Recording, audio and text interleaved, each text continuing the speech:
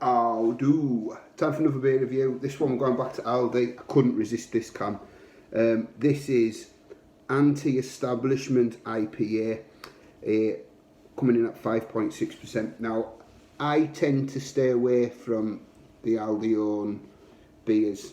Not for being a craft beer snob or anything, they just don't tell you who produces them, and that's a red flag warning to me. Why a brewery wouldn't want to nail their colours to a can unless it was crap. So I tend to avoid them, but this one today, I had to get it because it's gained a bit of traction on social media because James Watt, the CEO of Brewdog, has shared it.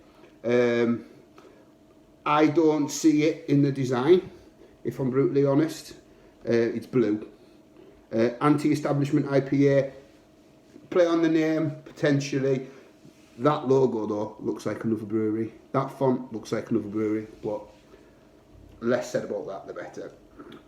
Anyhow, thought I'd get it out. It's just exploded on me a little bit. So, got a bit of a piney whiff there as I was opening it. That's encouraging. So, oh crikey, what an absolute knobhead pour. That is embarrassing. Right, apologies for the poor pour. Right, that is a golden colour. There is slight haze to it.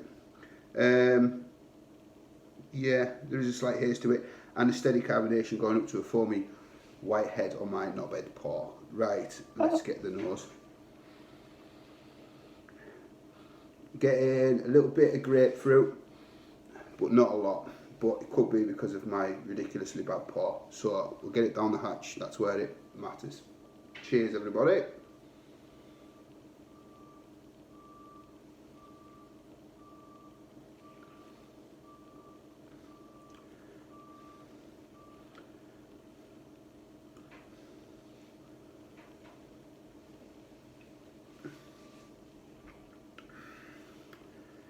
It's safe. Got a little bit like grapefruit, little hint of caramel going through it, and then a slight pine bitterness. Everything is so slight grapefruit, slight caramel notes, slight pine bitterness. With James Watt tweeting this beer today, there is a vague resemblance to his flagship beer, but it's ever so vague. Gentle carbonation, it's not aggressive, it's just, in fact, for the Aldi ones where they don't put their colours and tell you who's done it, it ain't bad. But, and this is the but, if you're going to compare this beer and you're going to say $1.19, which is what I paid for it, and you're going to go, it's all right for $1.19, you need to give yourself a shake, because if you buy 8 of them, it's dearer than buying 2 4-packs of a beer that closely resembles that beer. I don't think it's disgusting. I don't think it's a load of shit. I just think it's all right.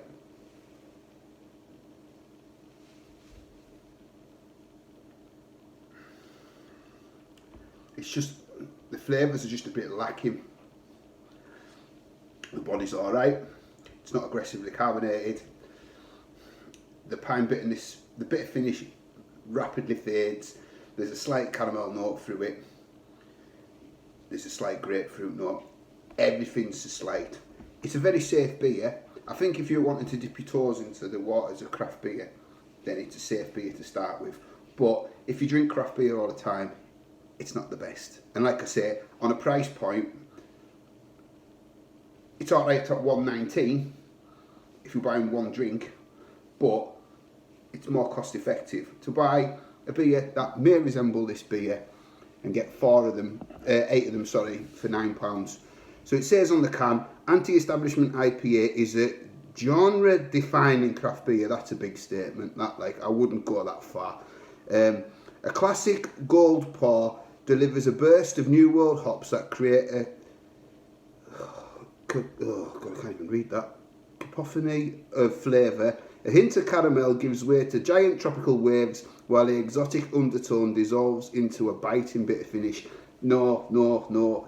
It's all overworded. It's all ever so slight.